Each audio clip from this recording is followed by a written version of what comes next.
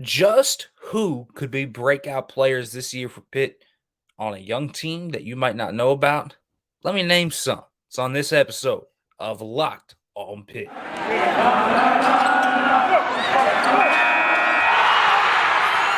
You are Locked on Pitt, your daily podcast on the Pittsburgh Panthers, part of the Locked On Podcast Network, your team every day.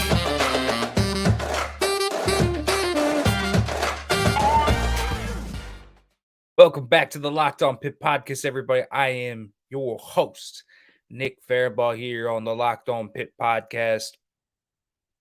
Plenty to talk about today in regards to spring football practice as it keeps churning along.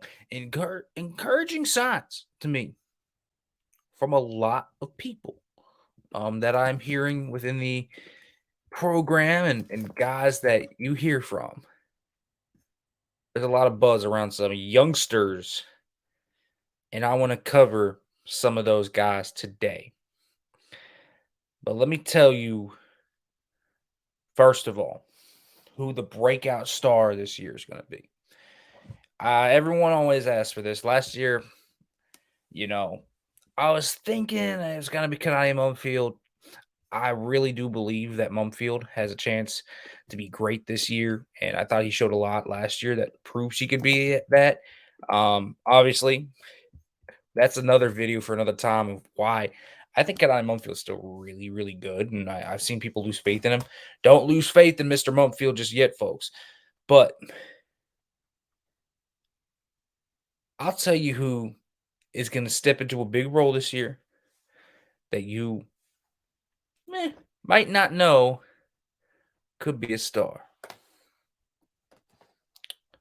The man's name is Sam Okinlola. This is the guy I keep hearing a lot about. The D-line, specifically the D-ends this year. Completely new group. John Morgan transferred. The rest of them are going to the NFL. Dayon Hayes is the elder statesman of this group. Nakai Johnson's going to play. I like Nakai Johnson too. We'll talk about him later today. He's one of the young guys I think could step up. But Okinlola, this is the guy who was a late ad for Pitt in the 2021 class. Redshirted last year, but he was a 4-star recruit. You talk to anyone about this guy, he's about 6'4", 260. And he added muscle. Dude's shredded right now. And he's going to play a lot.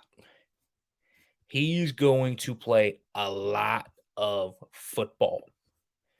Okinlola, when you look at him, is a lengthy, strong, explosive player. He really carries his weight well. I mean, you wouldn't be able to tell he's 260. That's something to me that has always stuck out about him. His weight is fascinating because he doesn't really look like he's that big, but he is, and he's really strong. And so Okinlola, man, is a baller. You look at his measurables, and some of his measurables that already come out are gaudy numbers. He looks really good, and he's an interesting personality. He's kind of a laid back type of dude, but he's firm with it. Very good interpersonal guy, from what I've heard. And so he is a guy to me that when you look at Sam Okinlola, I'm telling you, watch out for Sam Okinlola. That could be a guy this year to me that steps up in a huge, huge way that no one's really talking about. I think you're hearing all the local guys, and you should. You should talk about all of the local cats. For good reason, right? For good reason. But Okinlola has sky high potential. I'm talking I'm talking big time potential, NFL potential. If everything hits with him, he could be a dude that really ratchets up the hype train. I think once you see this guy on the football field, he immediately jumps out as a guy that you really, really like. I mean, his bend is crazy. It's to me his best trait outside of the way he carries weight is his ankle flexion. I did not expect him to be as bendy as he was. You know, when you looked at his high school tape, he had good first step and he had a lot of that, but a lot of it was finesse or power moves, or just guys that didn't want to block him. But he's really good at narrowing that corner and having good hand usage to do that. He's got a great rip and dip move. I really think he could be the guy that really steps up and becomes something special in this group. The next Charlie Partridge dude that could be quite special. But then you look at guys like Nakai Johnson. And Nakai Johnson is a guy that I love because of his demeanor for the school. You know, it was from the beginning when he committed. He was like, "Man, I want to play this game. I want to play this game, and I want to play for that university." I mean, Okinlola, Hayes, and Nakai have created a new era QB killers moniker. That's a hard thing to live up to. Anything QB killers with the University of Pittsburgh is hard to live up to. But Nakai Johnson is a physical guy that's more of a power guy. That doesn't mean he's not athletic. He's very athletic, actually. And he uses his ability to get after the quarterback in terms of that power game really well. Really strong dude. He's really built his frame up since he came in as a freshman. Looked good coming in as a freshman. He looks ready made physically to play right now. This is a guy that brings a lot to the table that you're going to like. Captain type guy. That's what I would say. You know, he is a true future captain to me of this group. Reminds me a lot of some of the outspoken guys they've had in the past, like John Morgan, where he's going to talk, man. I anticipate Nakai Johnson talking a lot on the football field. And I think he's going to let quarterbacks hear it and offensive linemen hear it.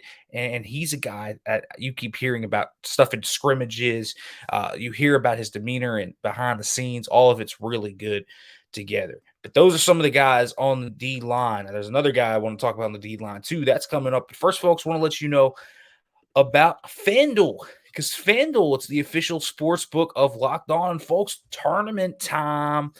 It's coming up. It's heating up, and there's no better place to get in on the action with FanDuel, America's #1 sportsbook. That's because right now FanDuel is giving new customers a no sweat first bet of up to $1,000. That's up to $1,000 back in bonus bets if your first bet doesn't win. So go to FanDuel.com/lockedon, sign up today to claim your no sweat first bet. Folks, then you can wager on everything from the money line, the point spreads, to which team will be cutting down the nets in Houston. It's all on an app that's safe, secure, and super easy to use. So don't miss your shot at a no sweat first bet of up to $1,000 when you join FanDuel today. Just go to FanDuel.com/lockedon to sign up. That's FanDuel.com/lockedon to sign up for a no sweat first bet of up to $1,000 when you join FanDuel. Make every moment more with FanDuel. All right, everybody. Let's get back into some of the young dudes that I'm hearing are standing out at Pitt football spring practices. Sean Fitzsimmons, that's another guy. We heard this in press conferences too with the O-line too. Talking about who's going to be that guy? Who's going to be that guy that is going to step up and be the next guy to worry about in the interior? And they said, Sean Fitzsimmons. It seems like he's more polished this year. It seems like he kind of just knows the nuances. Okay, I do this counter here. My hand leverage has to be here. He's stronger this year. The game is slowing down for him. That's what Blake Zubovich said. Fitzsimmons has the game slowing down for him. And that is something that I think is very intriguing. Very intriguing. Because when you look at Fitzsimmons, the flashes are all there. I mean, we saw some of those flashes already. You saw it on his tape. You felt like you were watching a guy with a much higher pedigree than he had. But he really brings the heat. He's really explosive, man. He gets after it. And he's a guy with a hot motor. Maybe the hottest motor of those young guys. He's endlessly strong. I'm really a fan of what you see from him in terms of his explosiveness and his raw tools. I think he could be a guy that maybe cracks that rotation. You know, you talk, okay, you got Bentley, you got Green, you got Danielson. Well, who's the fourth? I think it's going to be Sean Fitzsimmons. And I think rightfully so. You know, DeAndre Jules can get in there too a little bit. But I really think we're looking at Sean Fitzsimmons playing in pretty good times too. I'll say that. He's a 3-down lineman. He's a 2-gapper. He's strong. He brings everything to the table that you want from a Charlie Partridge defensive tackle. You know, he's a little taller than a Kalijah Kancey or Jalen Twyman or even Danielson, Green, and Bentley. He's taller than all. He's 6'3", but man, he plays with good pad level and he plays with popping his pads that is admirable for anybody at that position. So I really think he's a guy to look at very closely, very, very closely. I'll say this. Let's switch to the offensive side of the football. Well, let's stay in the trenches, though. Let's stay in the trenches. Ryan Bair. Russ Bair, shout out to Ryan's dad, Russ Bair. But Ryan Bair is actually a guy that has been very hyped up. You know, he's a 4-star guy out of Ohio, really spoke highly of Dave Borberly and his coaching ability. And now it's kind of,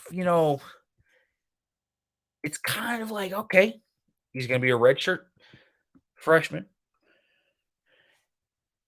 So you feel that he can potentially step up now. Massive human being, and he lives up to it. I mean, the dude is massive. He's 6'7", 340. He's listed at 35. I wouldn't be surprised if he's bigger than that, but he's all bit of that 6'7". He is huge, man. So he is legitimately a guy that has great length. His arms, I have heard his arms are 35 more inches. I mean, he has huge arms. His length is great. He's a mauler. I think he's more polished than people think. I think at the worst, this is a guy that is your jumbo tight end that filled the role that Ryan Jacoby did last year. I think that's what he could do if he doesn't earn the starting job. But I'll tell you what, don't be surprised if he's starting at left tackle. I think that's a legit possibility. I like Branson Taylor. I think Branson Taylor's a good football player, and I like what he did last year when he got to play. But I'll tell you what, that's a battle. And I don't think there are some – I think there are some battles that they'll talk about that aren't legit battles. This one isn't that. This is a legitimate battle that's going to go back and forth all of summer camp and straight up to the first game against Wofford. And, hey, they might even use that game to see just a little bit more. So I look at this, man, and say, yeah, punch right through it. So I look at it, and I think it is extremely, extremely promising to see a guy like Ryan Bair come out like that. So you look at a guy like that, and you have to be extremely excited. Other guys on this side, I'll tell you what,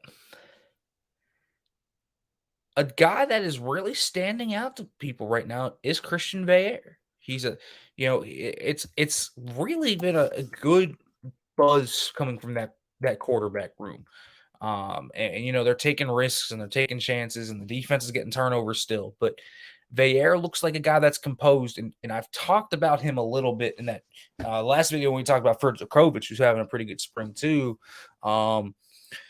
This is a guy that you keep hearing good things about, though. Christian Veir, real junkie that just wants to get into all things X's and O's. He's a guy that studies hard and is really completely embracing the mentorship from Phil Dracovic in every way. He's a guy that's young, that's hungry, and really wants to get after it. Little different than some guys. I talked about that rolling out ability off the balance that really has people intrigued in the building.